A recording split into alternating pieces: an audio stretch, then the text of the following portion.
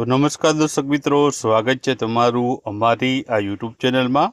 તો આજના વિડીયોમાં આપણે છે 1 જુલાઈથી 10 જુલાઈ સુધીના અગત્યના કરંટ અફેર્સના પ્રશ્ન આ વિડીયોમાં જોવાના છે। તો વિડીયોમાં છે બન્યા રહેજો। તો ચલો આપણે વિડીયોની શરૂઆત કરીએ। તો પહેલો પ્રશ્ન છે કે તાજેતરમાં પીએમ ફેમિલી કેર ટ્રેકર અને હેલ્થ પાસપોર્ટ પાયલોટ પ્રોજેક્ટ ક્યાંથી લોન્ચ કરવામાં આવ્યો છે? તો જવાબ આવશે ગાંધીનગર ખાતેથી। ત્યારબાદ કયો દેશ 61 યુનેસ્કો વર્લ્ડ હેરિટેજ સાઇટ સાથે વિશ્વમાં પ્રથમ સ્થાને પહોંચીને વર્લ્ડ હેરિટેજ કેપિટલ બન્યો છે? તો જવાબ આવશે ઇટાલી। ત્યારબાદ જૂન 2024માં વિદેશ મંત્રાલય દ્વારા કરવામાં આવેલી સ્પષ્ટતા મુજબ ભારતીય પાસપોર્ટ કયા કાયદા હેઠળ ઇસ્યુ કરવામાં આવે છે? તો આમાં જવાબ આવશે પાસપોર્ટ એક્ટ 1967 અંતર્ગત। ત્યારબાદ તાજેતરમાં જ કયા ઇંગ્લેન્ડના ઓલરાઉન્ડરે આંતરરાષ્ટ્રીય ક્રિકેટમાંથી નિવૃત્તિની જાહેરાત કરી છે? તો જવાબ આવશે બેન સ્ટોકે। ત્યારબાદ આગળનો પ્રશ્ન છે કે જૂન 2024માં કયા કેન્દ્રશાસિત પ્રદેશ અથવા તો રાજ્યના સુફિયાણા સંગીતને યુનેસ્કોની અમૂર્ત સાંસ્કૃતિક વારસાની યાદી છે તેમાં સ્થાન આપવામાં દરખાસ્ત કરવામાં આવી છે? તો જવાબ આવશે જમ્મુ કાશ્મીરના।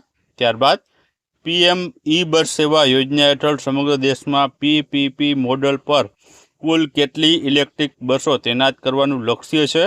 તો જવાબ આવશે 10,000 જેટલી। ત્યારબાદ ગ્રીસમાં યુપીઆઈ સેવા શરૂ કરવા માટે ભારતની NIPLએ કઈ વિદેશી બેંક સાથે ભાગીદારી કરી છે? તો જવાબ આવશે યુરો બેંક સાથે। ત્યારબાદ તાજેતરમાં જ long range and attack cruise મિસાઇલનું સફળ પરીક્ષણ કયા રાજ્યના દરિયાકાંઠે આવેલા ટાપુ પરથી કરવામાં આવ્યું હતું? તો જવાબ આવશે આમાં ઓડિશાના।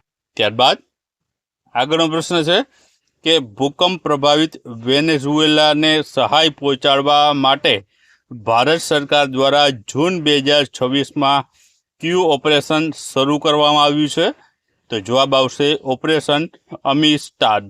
ત્યારબાદ જૂન 2026માં મુખ્યમંત્રી ભૂપેન્દ્રભાઈ પટેલે વાઇબ્રન્ટ ગુજરાત રિજનલ કોન્ફરન્સની 4થી આવૃત્તિનું ઉદ્ઘાટન કયા શહેરમાં કર્યું? તો જવાબ આવશે વડોદરા શહેરમાં। ત્યારબાદ તાજેતરમાં જ અમદાવાદ શહેરના નવા પોલીસ કમિશનર તરીકે કોની નિમણૂક કરવામાં આવી છે? તો આમાં જવાબ આવશે અનુપમસિંહ ગેહલોતની નિમણૂક કરવામાં આવી છે।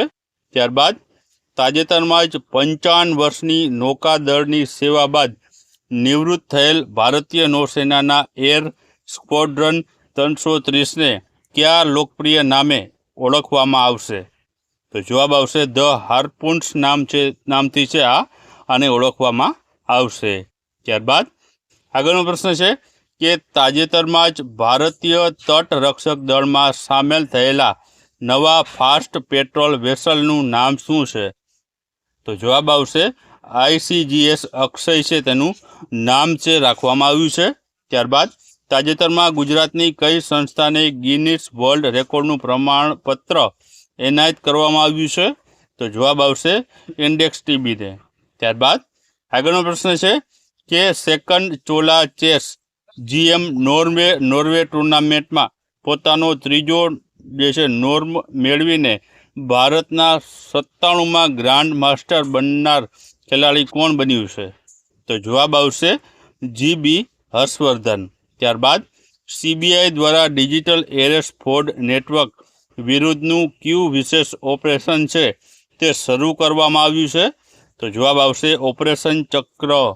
ત્યારબાદ આગળનો પ્રશ્ન છે કે તાજેતરમાં કેન્દ્રીય આરોગ્ય મંત્રાલય દ્વારા નાના ક્લિનિક્સ અને પ્રાથમિક આરોગ્ય કેન્દ્રો માટે કઈ ડિજિટલ હેલ્થ સિસ્ટમ લોન્ચ કરવામાં આવી છે? તો જવાબ આવશે સુશ્રુત @ક્લિનિક।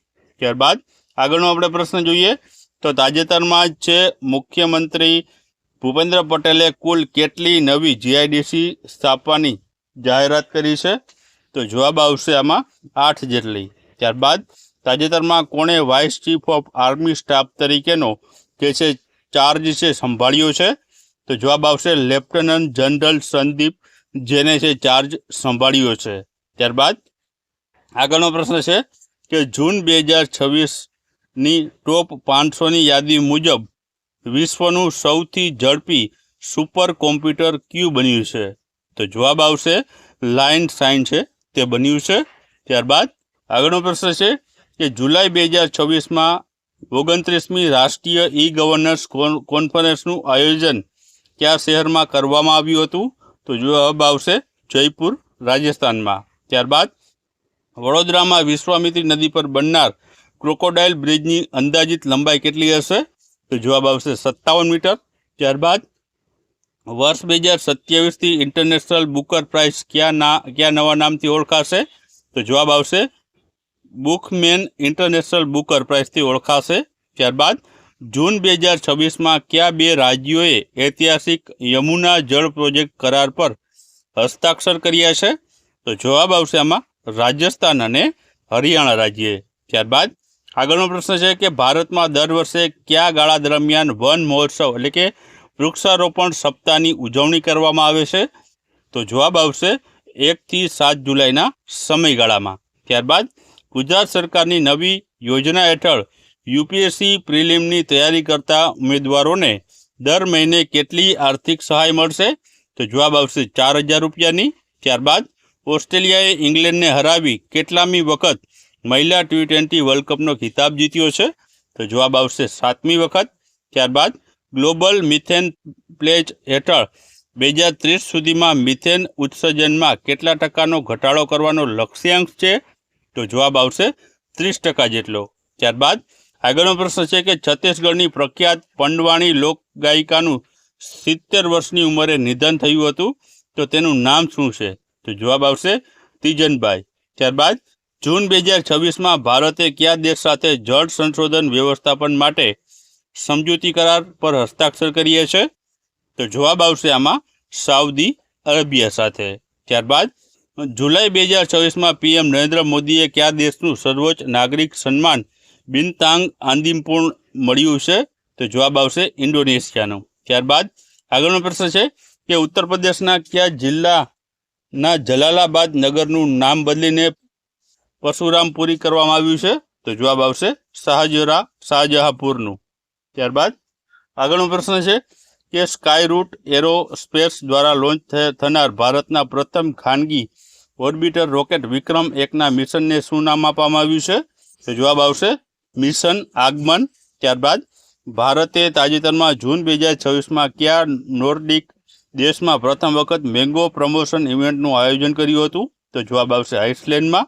ત્યારબાદ ગુજરાતમાં કયા દેશની ખાસ રબર બ્લેડર ટેકનોલોજીની મદદથી પ્રથમવાર રબર ડેમનું નિર્માણ થઈ રહ્યું છે? તો જવાબ આવશે દક્ષિણ કોરિયાની. ત્યારબાદ તાજેતરમાં કેન્દ્ર સરકાર દ્વારા શિક્ષણ માટે કયા ડિજિટલ પ્લેટફોર્મને one nation one digital platform તરીકે જાહેર કરવામાં આવ્યું છે? તો જવાબ આવશે દીક્ષાને. ત્યારબાદ આગળનો પ્રશ્ન છે કે ભારત અને ઇન્ડોનેશિયા સંયુક્ત રીતે કયા મહત્વપૂર્ણ વ્યૂહાત્મક ઊંડા સમુદ્રના બંદરના વિકાસ માટે સંમત થયા છે? તો જવાબ આવશે સબાગ બંદર.